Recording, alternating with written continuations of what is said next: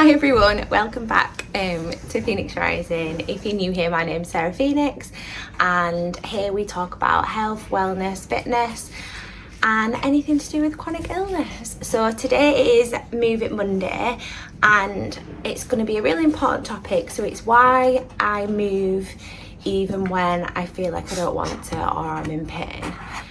So it's not about like getting up and no pain, no gain, that kind of vibe. It's about sort of like mindfulness and connection and just coping with the pain that you've got instead of pushing through to try and achieve something that just feels so unachievable. So just want to talk a little bit about really why it's important to still move. Okay, so why do low days matter?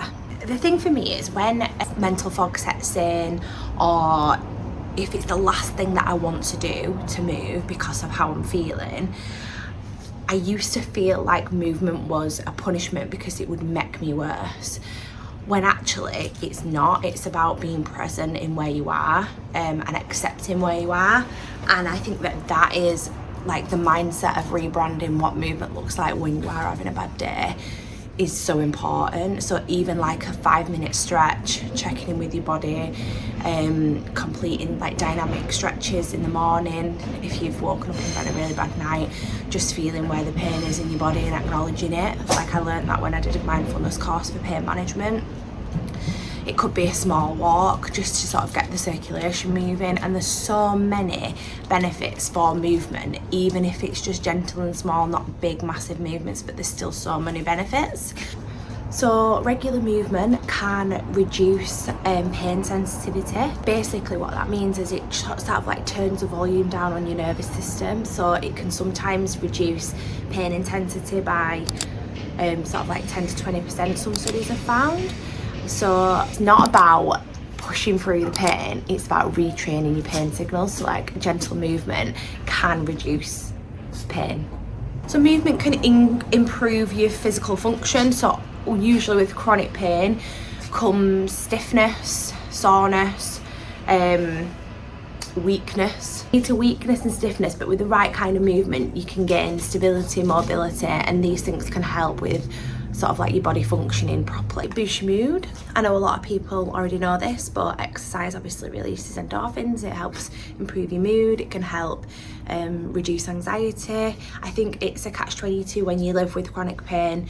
The thought sometimes of movement when you're in lots of pain can be anxiety inducing anyway, but it's not about it's not about movement necessarily, it's about how you move for yourself. So like if I've injured myself, for example, I'm not going to do some crazy movements that's going to exacerbate my injury, because that would give me anxiety thinking I'm going to make it worse. But what I am going to do is, right, what gentle movements can I do?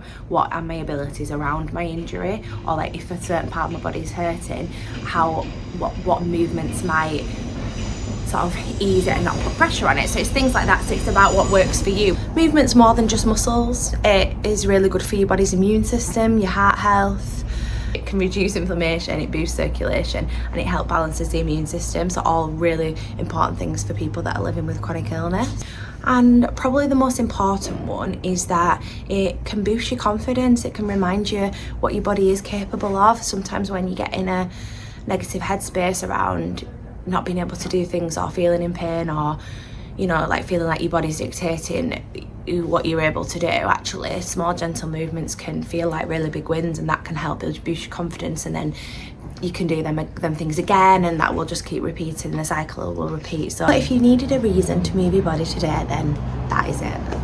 I think the key is it's about movement with compassion and not expectation. So moving for how you feel your body needs to move at that time, not what you think you should be doing.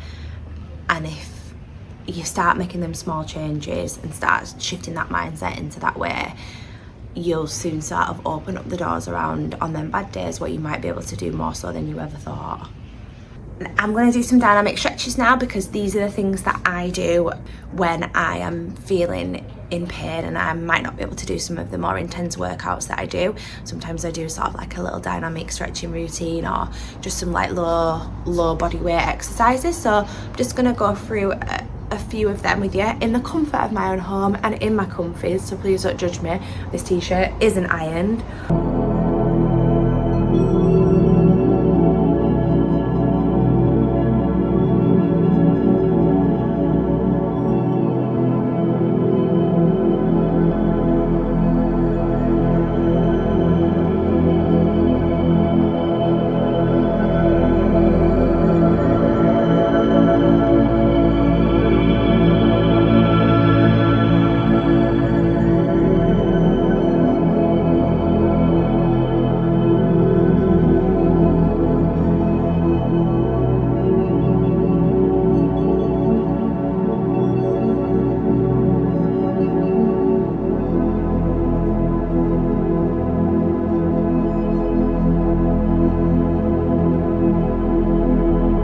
Movement doesn't magically cure my symptoms.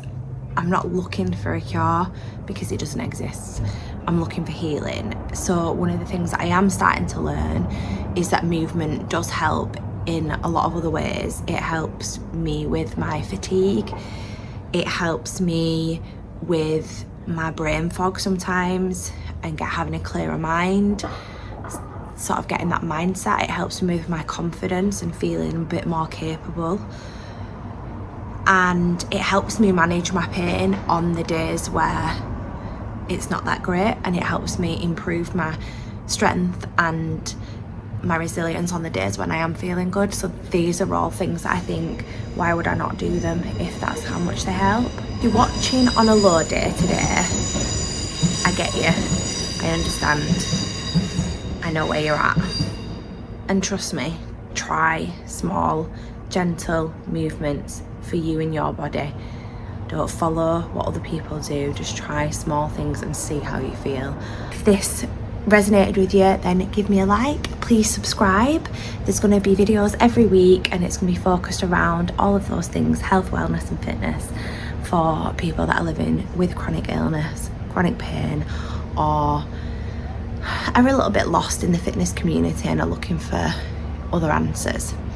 Just remember, you don't have to move big, you just have to move kindly, and we will keep rising together. See you next time.